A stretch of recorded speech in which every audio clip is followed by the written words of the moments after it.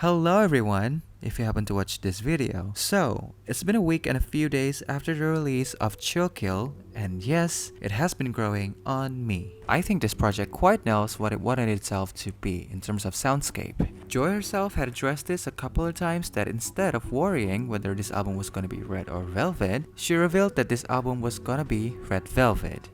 And yes, she is right. This album offers a number of brisk pop songs and some of the group's classic ballads formula. Although still underwhelming for a Red Velvet title track, Chill Kill is pretty solid. From the bold 808s and synth patterns, the restless and off-kilter rhythms of the beat, great bridge, and excellent vocal performances, this is just basically the bread and butter of 2020's Red Velvet. The highlight of this song remains in the bridge. Like, come on, that section is excellent. Anxiety-inducing melodies, gorgeous synth works, and again, the members' stellar vocals. My biggest issue of this song comes from the outro, when they do the double liners where they sing,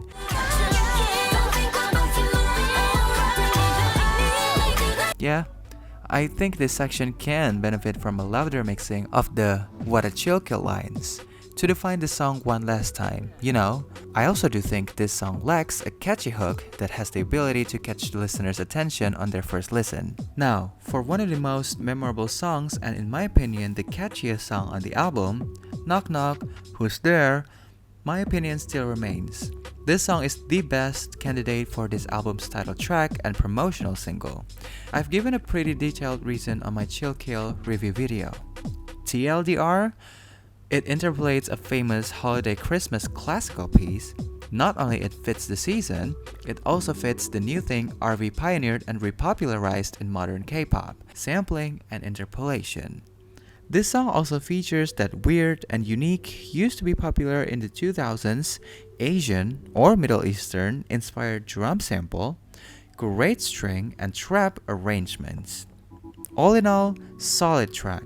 I give 8s where 8s is due. Next is that R&B song from a Red Velvet album, Underwater. Boasting RV's forte in R&B music, this song is also a highlight from the album. Very Kingdom Come meets So Good vibes. It's definitely one of, if not the most sexual subtext they have ever sung in a song. And yeah, it's just time for some real grown woman shit. This song is pretty tense, as supported by the deep and aggressive bass all throughout the song.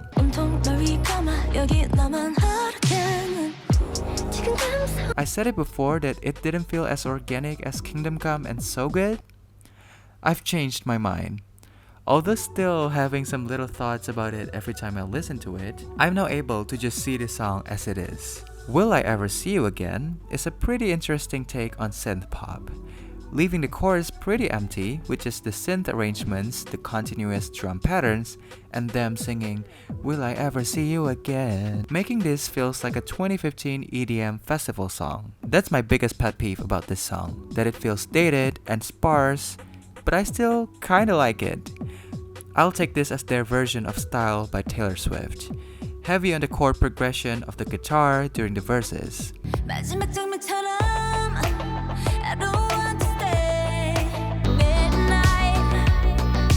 Just like Los Angeles by Seulgi, I do wish they'd do some vocal trance in the chorus.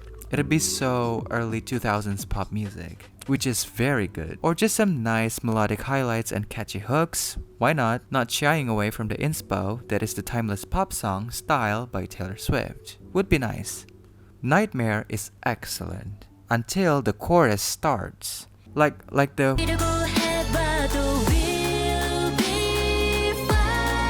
is so peak. It's so peak. The melody is just so good. It's so exhilarating, like unironically. It's the climax of the song. And then we get the okay chorus. Maybe this type of polished, a bit of the twee melodies are just not for me. It kind of ruins the atmosphere, to be honest. Iced Coffee is just good. Sorry, liar, I wasn't familiar with your game. Listen, I know they may talk to me. I know they'd work with Red Velvet before these YouTubers I mentioned in my last video. I also just found out that she's made music for Gabby Hanna. Crazy. But this one is a solid tune. That polished, a bit of a twee melodies worked in here. I love the chorus. It is very atmospheric and those vocal layerings is just very sweet.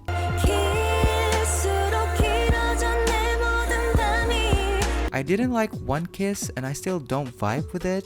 I don't know. Maybe the infusion of the glaring trap with the sitcom or theater-like melodies.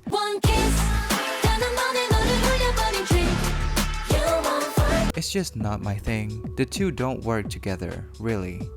If you want to do a theater-ish song, do it like Bad Dracula.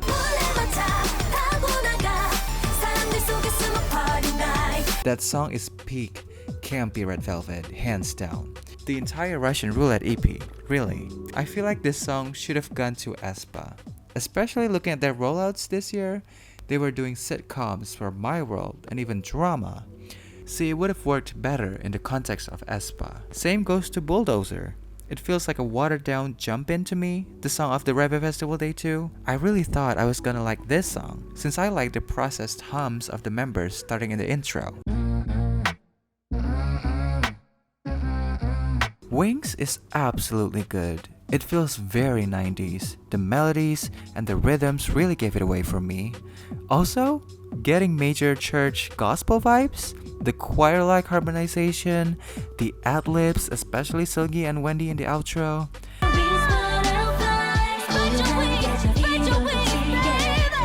The message of this song, even down to the a cappella outro. Like what?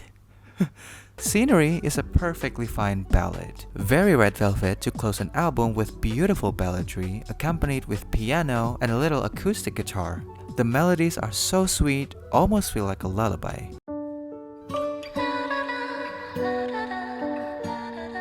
I actually have been more open to Korean ballads, the ones who can sing, of course. Like I've been loving Taeyeon's second album Purpose, Wendy's debut EP Like Water, like The Road is so excellent to me right now. I've also been loving this Korean ballad adult contemporary album called Because I Love You by the late Yoo Jae-ha.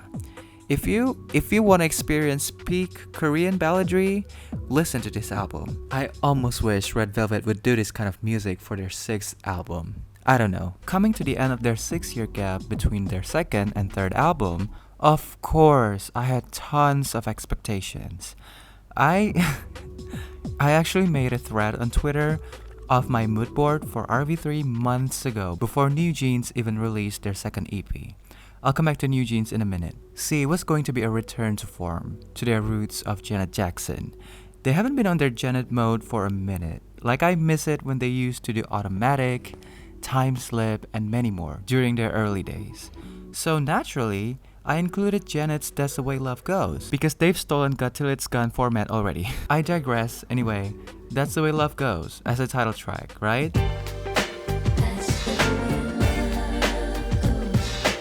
Now listen, it's slow, smooth, but it hit number 1 on Hot 100 back in the 90s, so I don't see the problem. A little 90s revival moment, right? I also included Janet's Call on Me type 2000s pop R&B as a pre-release.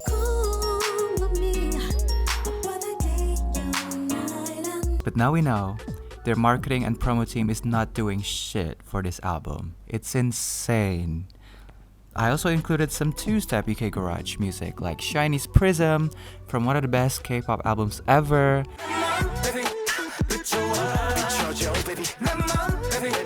and Erika de Cassier's Drama before newjeans even did a press release on Get Up, their 2nd EP producers list. Before they even unveiled the producers list, like Erika de Cassier and Super Shy, newjeans, what else? ASAP.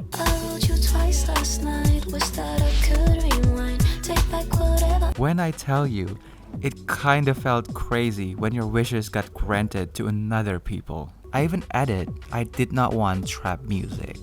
No, 0 of that. And then I had some wish lists of producers. I think I've mentioned them in the last video. Sumin has a great discography herself and track record with Red Velvet.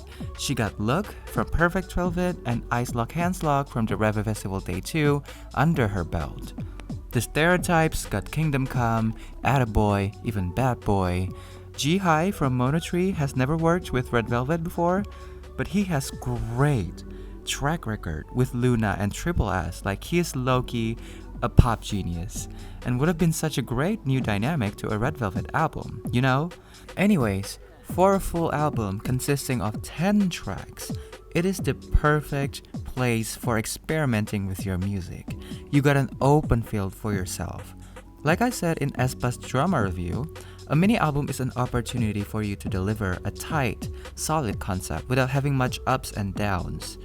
But a full album is where you want to try and combine everything you excel in with new, fresh, and exciting stuff. Like, I need you to go back and rewatch all the 9 videos of Perfect Velvet highlight clips.